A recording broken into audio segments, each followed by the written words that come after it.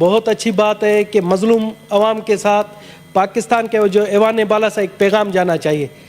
مگر مجھے سخت افسوس سے کہنا پڑتا ہے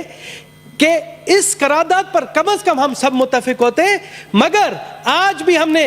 یہاں سے اگر گورنمنٹ بینچز سے ہو یا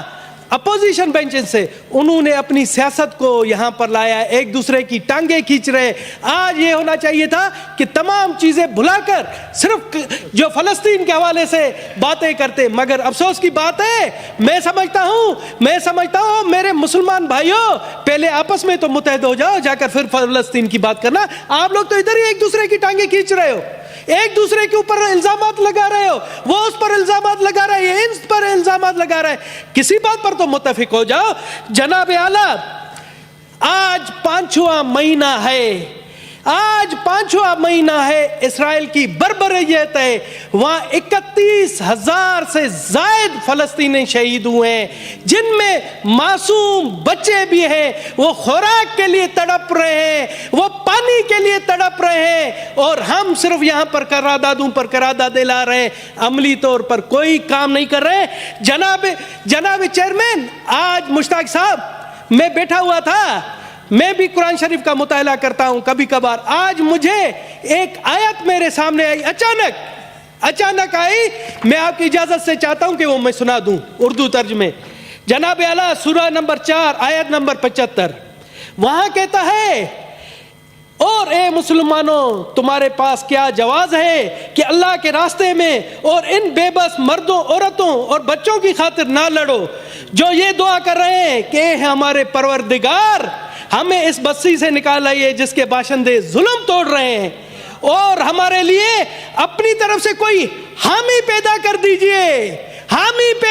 دیجئے، اور ہمارے لیے اپنی طرف سے کوئی مددگار کھڑا کر دیجئے۔ سر، غیر مسلم ہو کر مجھے جب یہ آیت آتی ہے، مجھے شرم آ رہی ہے کہ ہم یہاں پر صرف قراردادیں ایئر کنڈیشن ماحول میں، گرم ماحول میں بیٹھ کر رہے ہیں، کچھ عملی طور پر کوئی کام نہیں کر رہے۔ یہ آیات ہے، اور مجھے کسی عالم نے کہا کہ اسلام میں ہے کہ اگر کہیں ظلم ہو رہا ہے تو اس ظلم کے خلاف آپ لڑو، آپ لڑ نہیں سکتے ہو تو اس کے خلاف بولو، آپ بولے نہیں سکتے ہو تو اس کے خلاف دل میں مذمت کرو۔ تو کیا ہے، کہاں پر ہے وہ چیزیں؟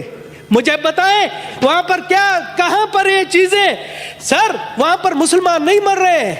وہاں پر مسلمان شہید نہیں ہو رہے، یہ انسانیت کا قتل ہو رہا ہے، انسانیت شرما رہی ہے۔ ہم سے تو آپ کہتے ہیں آپ لوگ کافر ہیں، ہم سے تو وہ کافر ملکوں کے لوگ اچھے ہیں جہاں پر ڈیلی فلسطین کی حمایت میں مظاہرے ہو رہے ہیں، ڈیلی ان کے حق میں مظاہرے ہو رہے ہیں۔ جناب اعلیٰ،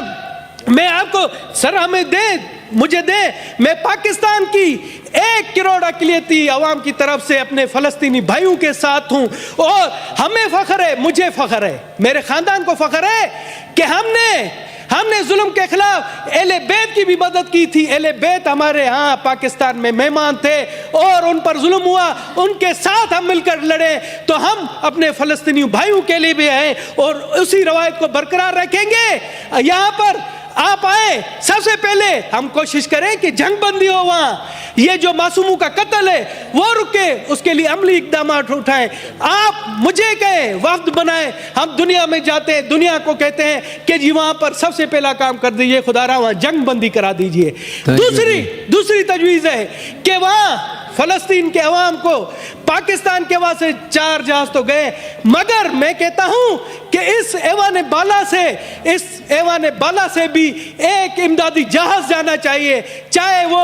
20 کروڑ کا ہو۔ سب سے پہلے دھنیش کمار اعلان کرتا ہے آپ فنڈ قائم کریں، اس ایوان سے 20 کروڑ کا سب سے پہلے 1 کروڑ روپے کا اعلان میں کرتا ہوں، میں آپ کے فنڈ میں دیتا ہوں، آپ کریں، حیا شرم کریں، آئے اور فنڈ کا اعلان کریں۔ دھنیش نے اگر 1 کروڑ نہیں دیا، مجھ پر لعنت 1000 بار۔ آپ 20 کروڑ روپے کا کریں، آپ کریں، ادھر سے ہم